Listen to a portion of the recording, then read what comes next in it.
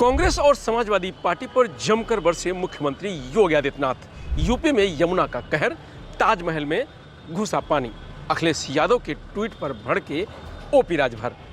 UP diary में आज देखिए 3 बड़ी खबरें। नमस्कार, मैं हूं रजनीश यादव, आप देख रहे हैं लोकमत हिंदी।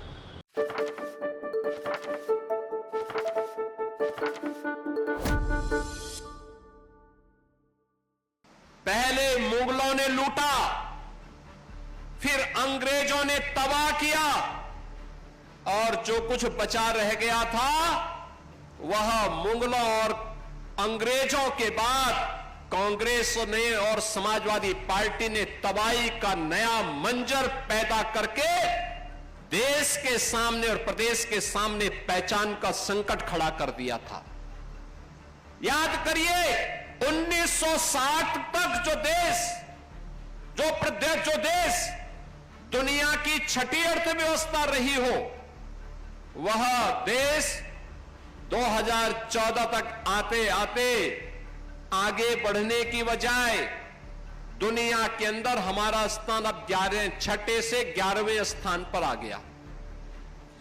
11वें में प्रधानमंत्री मोदी जी के समय 11वें स्थान की अर्थव्यवस्था होने के बाद जब मोदी जी ने प्रयास प्रारंभ किया, विकास के माध्यम से एक मंत्र देशवासियों को दिया कि विकास सबका होगा, साथ सबका लेंगे, बिना भेदभाव के हर एक जगह का विकास करेंगे। परिणाम आया, आज भारत दुनिया की चौथी बड़ी अर्थव्यवस्था बन गई है और आने वाले 2 वर्ष में भारत दुनिया की तीसरी बड़ी अर्थव्यवस्था होगा। भारत का तीसरी बड़ी अर्थव्यवस्था होने का मतलब दुनिया के सामने भारत की एक उज्जवल छवि दुनिया के सामने भारत की ताकत का एहसास कराएगा। दुनिया के सामने भारत के नागरिकों के लिए पहचान का संकट नहीं खड़ा होगा। भारत ने अगर इस यात्रा को आगे बढ़ाया है तो उत्तर प्रदेश ने भी अपनी इस यात्रा को प्रधानमंत्री मोदी जी के मार्गदर्शन में सफलतापूर्वक आगे बढ़ाने में मदद की और उसे आज जिस बात का हकदार उत्तर प्रदेश था, उत्तर प्रदेश को उसकी उस स्थिति तक पहुंचाने के लिए भरपूर प्रयास किया। पिछले 8 वर्ष में डबल इंजन की भारतीय जनता पार्टी की सरकार के प्रयासों का सुपरिणाम है कि प्रदेश, जब हम लोग आए थे 2017 में, यह उत्तर प्रदेश देश के अंदर 7वें स्थान पर गिना जाता था और आज उत्तर प्रदेश देश के अंदर नंबर 2 की अर्थव्यवस्था बन चुका है। बहनों और भाइयों, यह तब हो पाया जब सुरक्षा का वातावरण था। इन गुंडों के खिलाफ, सत्ता पोषित गुंडों के खिलाफ, पेशेवर माफियाओं के खिलाफ जब कार्रवाई हुई तो उस कार्रवाई का परिणाम था कि निवेशकों में एक नई आशा की किरण फूटी। उनको लगा कि नहीं, अब हम सुरक्षित हैं। दंगाइयों के खिलाफ कार्रवाई की गई तो प्रदेश के अंदर लोगों के मन में एक विश्वास पैदा हुआ कि हमें विकास की बात करनी है।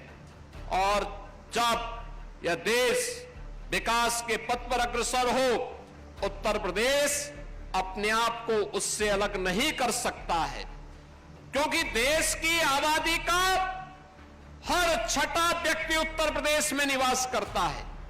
जो लोग आज पीडीए के नाम पर समाज को बांटने का प्रयास कर रहे हैं, ये वही लोग हैं जब इनकी सरकार हुआ करती थी, दंगे होते थे, गुंडे और माफिया प्रदेश में तांडव मचाते थे और हर पर्व और त्योहार के पहले उन पर्व और त्योहारों पर कोई ग्रहण सा लग जाता था दंगों का। ये वही लोग हैं जब उस समय पार्टी बनकर के इस हिंदू समाज को कोई पर्व और त्योहार नहीं मनाने देना चाहते थे।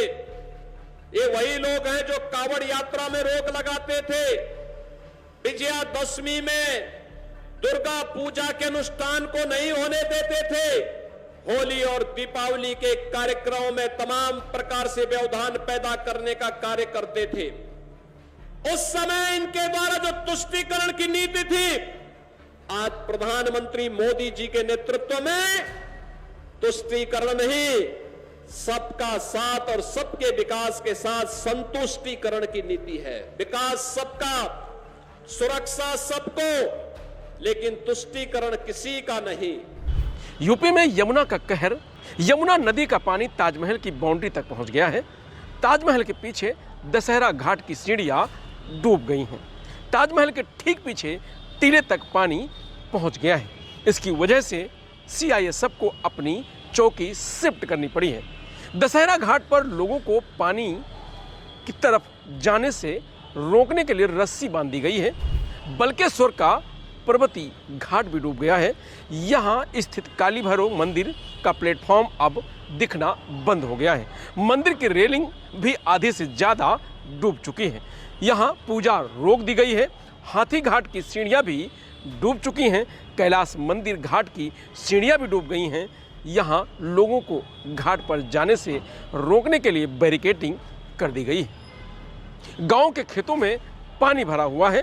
फसलें डूब चुकी हैं। यमुना के उफान से बटेश्वर, कल्याणपुर, भरतापुर, भौर, स्पाइस के कछार के खेत डूब चुके हैं। विक्रमपुर, कछार, बिठौली, गंगनकी, सुनसार, चरीथाबाग, गुड़ियाना के तरई के खेतों में बजरा, तिल की फसलें डूब गई हैं। दरअसल यमुना का चेतावनी पॉइंट 495 फीट पर है। इस वक्त यमुना 495.3 फीट पर है। तो वहीं उत्तर प्रदेश की सियासत में बयानबाजी का दौर लगातार तेज होता जा रहा है। समाजवादी पार्टी के राष्ट्रीय अध्यक्ष अखिलेश यादव के हालिया एक्सपोस्ट ना चलेगी हकमारी, ना मतमारी, इस बार पीडीएस सरकार हमारी पर योगी सरकार के मंत्री और सुहेल देव भारतीय समाज पार्टी के अध्यक्ष ओम प्रकाश राजभर ने गुरुवार को जोरदार हमला बोला। राजभर ने न केवल अखिलेश यादव की पीडीए राजनीति पर सवाल उठाए, बल्कि इस संक्षिप्त शब्द की अपनी नई परिभाषा भी गढ़कर सियासी हलकों में नई बहस छेड़ दी है। अखिलेश यादव के पीडीए फार्मूले पर चुटकी लेते हुए ओपी राजभर ने कहा कि पहले अखिलेश यादव यह तो साफ करें कि पीडीए का मतलब क्या है। उनके ही लोग कहते हैं कि पीडीए का असली अर्थ है पी से परिवार, डी से डिंपल और ए से अखिलेश। उनका यह बयान सियासी हलकों में तेजी से वायरल हो गया है और भाजपा कार्यकर्ताओं ने इसे विपक्ष पर करारा व्यंग बताया है।